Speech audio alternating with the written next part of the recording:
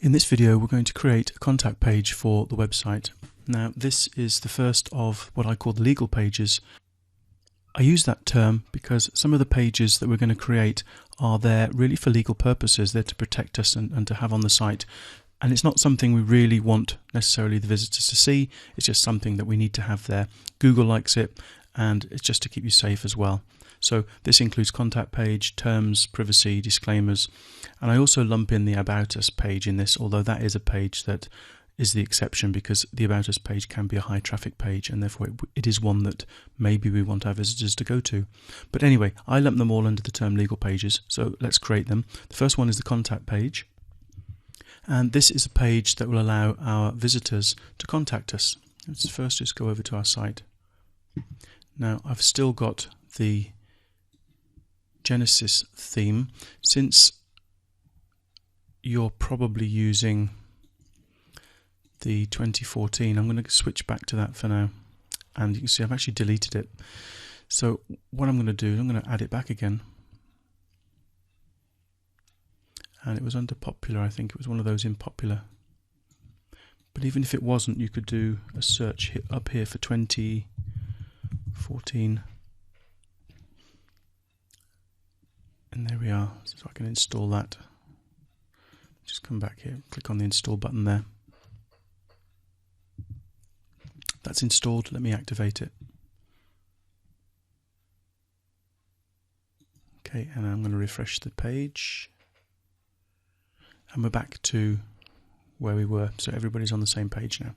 Right, to install a contact page, we're going to use a plugin. And there are a number of plugins you could use for this, but the one I recommend is called Contact Form 7. So we just search for that, and here we are. I'm going to install it. You can see it's got very good reviews, 4.5 out of 5 reviews, over 22 million downloads, so it's a very popular plugin. Install, I'm going to activate. And once it's activated, we should have up here, look, in the sidebar, a contact item, contact menu, and I'm just clicking on that contact menu to come over to the main screen here, the customization screen. Now, just in case you're wondering, I've got this error warning up here, and this is where you do get error warnings. It tends to be white text on a red background just to bring your attention to it.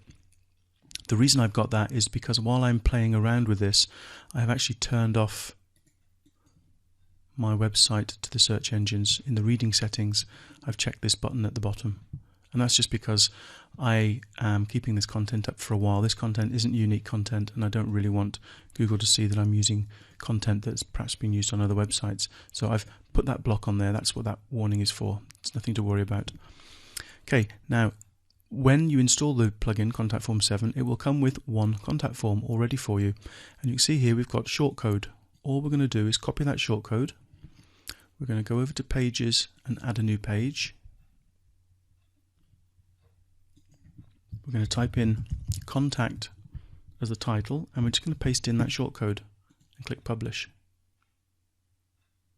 And let's go back now and refresh our home page. And you see up here where the menu is that lists the pages, we've got a contact link. Let's click it. And you can see now we've got contact name, email address, subject, and message. One thing we've got which we don't want is the comments. So let's just go and remove that. Scroll down here, uncheck the allow comments, back up to update the page. And let's just refresh to check. Okay, there's a basic contact page on the site, so visitors can easily contact you. Now, one thing you do see on a lot of contact forms to prevent spam is some sort of captcha where people have to enter a code in order to submit their message. So let's just go back to the contact forms, and we're going to edit this one. And over on this side we've got a generate tag. We go down to captcha. When we select this, it will tell us that we need to install another plugin, and here it is up here. To use captcha, you need really simple captcha plugin installed. So I'm going to right click on that, open in a new tab, and I want to install it. Okay. I don't want to click this download because that will download it to my web page. What I want to do is just copy the name, and I'm going to go to plugins, add new, search for that plugin,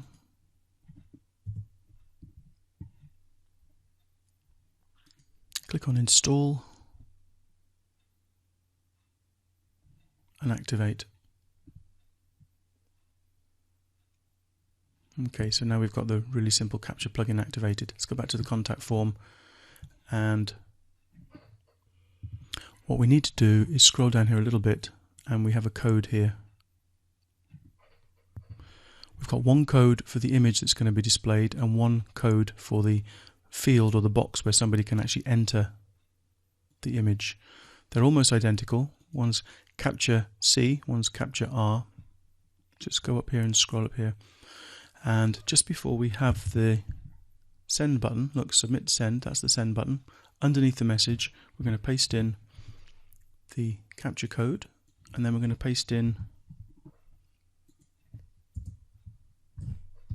the field to submit it. Now, we'll have to see whether that layout works well or not. Let's just click on save, and then we can go back to the contact form and check out what it looks like. Okay, contact form, message, capture. Enter the capture in here, click send. So there we have a simple contact form.